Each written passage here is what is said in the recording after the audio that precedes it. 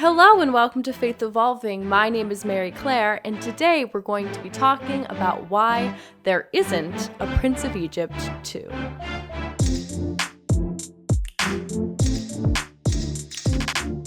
Oh my goodness, first ever Faith Evolving double feature. I really was like, we're gonna do weekly videos now, and then that didn't happen for a lot of different reasons.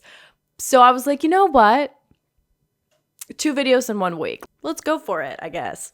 As y'all know, I recently watched The Prince of Egypt and filmed it and sent it out into the world so you all could see my first time reaction.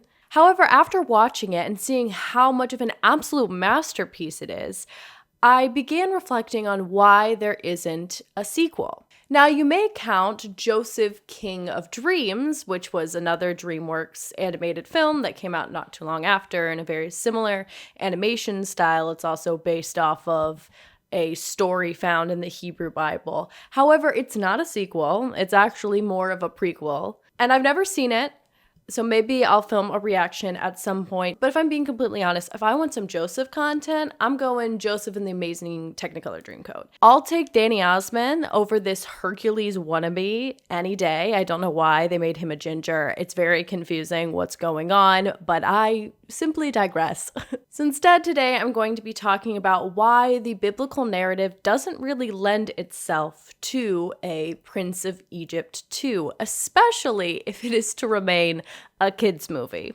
You see, Moses gets increasingly unhinged, as does God. So the Prince of Egypt leaves off with Moses, getting the 10 Commandments, coming down and looking out over all the people. What we don't see, though, is Moses immediately throwing the tablets on the ground because he just got these list of the 10 big rules. And one of them, the first one, in fact, is thou, shall not have any gods other than me, and all of these things, do not make idols. And in Moses' absence, the Israelites construct a golden calf to worship. And it's a common misconception that this golden calf was a whole other deity. They were specifically worshiping it as the god that delivered them from Egypt. It's just they were doing it in the wrong way, and perhaps they didn't quite know the right way yet, but Moses was like, I literally just was up there. What the heck? And so he throws them on the ground, like that one SNL sketch. I threw it on the ground. And then I completely missed this when I was reading Exodus. I think I was just reading it too fast, and it just kind of threw it in there and then moved on.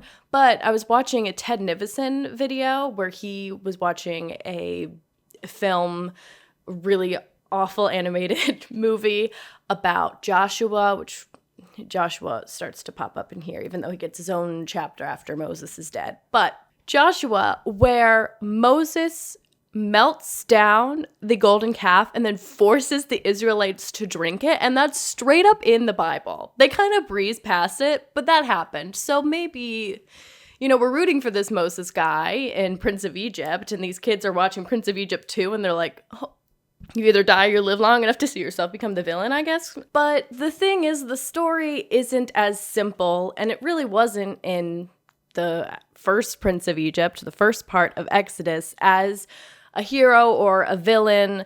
Characters in the Bible are generally very morally gray by today's standards. But another reason why the Prince of Egypt 2 wouldn't really happen is Zipporah. Zipporah, Moses' wife, plays a huge role in, the story in the movie. She's there through it all.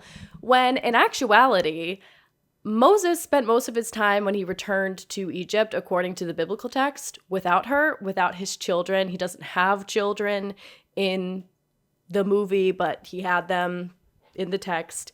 And then, after they cross the Red Sea, he briefly meets up with Jethro, his father-in-law, and his wife and his kids. And he's just like, hey. And Jethro's like, hey, heard you're about to become a leader of all these people. I know what that's like. Here's some advice, and also bye, and I'm taking your wife and your kids. And Moses is like, that's cool, that's fine. And he never sees them again in the text. They sort of just cease to exist. They aren't important anymore. And Moses's family switches from this like personal family to all of the Israelites are his family, and he's the patriarch of the whole people at that point, kind of de facto. And so the tonal shift is bonkers. The way the narrative flows in Exodus 1 through, I think it's 16, which is what the Prince of Egypt, the actual movie, generally covers. So the rest of Exodus is sort of the Israelites trying to figure out how to be a people as they're, wandering or whatever.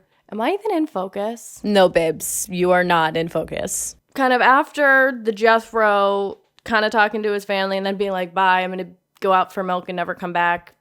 Pretty much, he actually goes out for, manna and quail and never comes back. But the rest of Exodus is everyone trying to figure out. There's some grumbling, but the Exodus ends with they build sort of like a tent. They build, the tabernacle as a way to worship God. And immediately they're not allowed to enter this tent that they've constructed. And you're like, oh my gosh. And then it goes into Leviticus. And if you've listened to any Christian influencer who's ever tried to read the Bible in a year, they get stuck on Leviticus because they're like, oh, it's so boring. It's all the law, which I don't think it's boring, but that's because we read a bunch of articles that made it less boring. But there's very little narrative in Leviticus. It's mainly just, here's all the things you need to do to be able to worship God in a safe way. And the little narrative that there is two people worship God in an incorrect way and they die. And God's like, I wasn't messing around. These safety rules are in place for a reason. And that's sort of like a really not comprehensive look at Leviticus. Now, again, a lot more death. Not really appropriate for kids. I don't know how they'd make it as interesting for kids. It's not as juicy of a story with these characters blah, blah, blah, as it is in the first part of Exodus. So then we get to Numbers, and Numbers actually has a lot of doublets. Is that what it's called? It was a word for it. I think it's a doublet. What was the word we kept using? But stories that happen in Exodus, again, in Numbers. And it's a common thing to talk about. Exodus is when God's happy and nice, and Numbers is when God gets meaner. And there are stories peppered in of God wanting to just give up and kill everyone because they keep disobeying. And Moses a couple of times has to talk God off a ledge and be like, hey, remember when you said that you wouldn't do this again back in Genesis? Maybe let me negotiate with you and maybe let's kill less people. That's in the Bible. But this idea that the Old Testament God is so unhinged and evil is rooted in anti-Semitism. And so I don't want to push that narrative because there's also really beautiful things peppered in here, even in Numbers, of that's where may the Lord bless you and keep you. May the Lord make their face shine upon you. That's from Numbers. So watch yourself. Moses and Miriam are getting jealous of Moses being all buddy-buddy with God, and then Miriam gets struck with leprosy, and Aaron has something bad happen to him. Oh, his sons die, and even Moses tries to take credit for something that was actually God because he's so fed up with everybody, and then he kind of gets on God's shit list. And so none of the first generation that was crossing the Red Sea and did all this stuff don't get a happy ending. God's like, y'all suck so much, you're not gonna see the promised land, but your kids will. kids are fine, but y'all suck. So I totally forgot to talk about Deuteronomy, which is not a surprise to me because Deuteronomy is actually the book in the Pentateuch I find the least stimulating. And that's because most of it is Moses doing and that's what you missed on Glee recap of everything else. There's some new stuff peppered in, some law, some foreshadowing, but really it's just kind of like an old man, the grandpa's like gathering everyone around and it's like, here's what you need to know before I pass.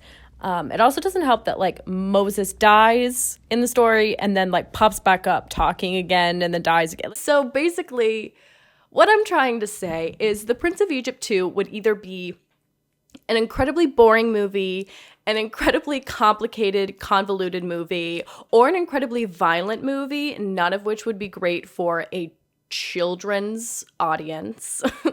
You know, sometimes there shouldn't be sequels. One last thing I do want to say is there's a tradition, especially in Christianity, that Moses wrote Exodus, Leviticus, Numbers, and Deuteronomy, when that really isn't the case when you look at the research. Most of it was written long after Moses, if he actually existed, died. And even that, like, centuries apart, these different narratives were written, and then they were just kind of put together. And so that's another reason why it's complicated and it's messy and stories appear multiple times. So basically, I don't fault DreamWorks, and maybe one of these days I'll watch Joseph, King of Dreams, but the Bible's more interesting than people give it credit for, especially the Hebrew Bible / Old Testament, okay? Just like have some accompaniment materials with you as you're reading it to understand the history. And then you can see like, oh, like this little puzzle piece fits here and this little puzzle piece fits here. And it's not as simple as one movie. La-di-da-di-da, scoop-de-boop-de-boop. I hope you enjoyed the fake cover of The Prince of Egypt 2 that I created on Canva. Not sponsored. Should I be using the Adobe Suite more because I was trained in it and it's the industry standard? Probably, but Adobe could suck my ass. Premiere and I have been beefing recently. Thank you all for watching. I will see you in the next one. Like, comment, subscribe, ring that notification bell if you have notifications turned on. If you don't want to do any of that, I don't fault you. I don't blame you. And you can join my Patreon if you would like. And I want to give a special shout out to my lovely patron saints of Faith Evolving. I have some things cooking. I haven't posted on there as much, but I have some ideas up here in my noggin that I'm ready to present to you all. And my Ko-fi from one-time donations. I have merch. Someone recommended that, it's a family friend. I don't know why I'd be like, someone, it's a family friend that commented this, but to create a shirt that says some biblical shit, TBH, or like stickers or something. So I might start working on more merch if you all would be interested, but I don't want to just like make it if no one's going to order it. So leave down in the comments, like, if that would be even something that you'd be interested in is more merch, because it's kind of fun designing, if I'm being honest. Yeah, all right. You all are wonderful. I hope you have a great week. I hope you have a great life, honestly, but I also hope you come back. Thank you for watching. Okay, bye.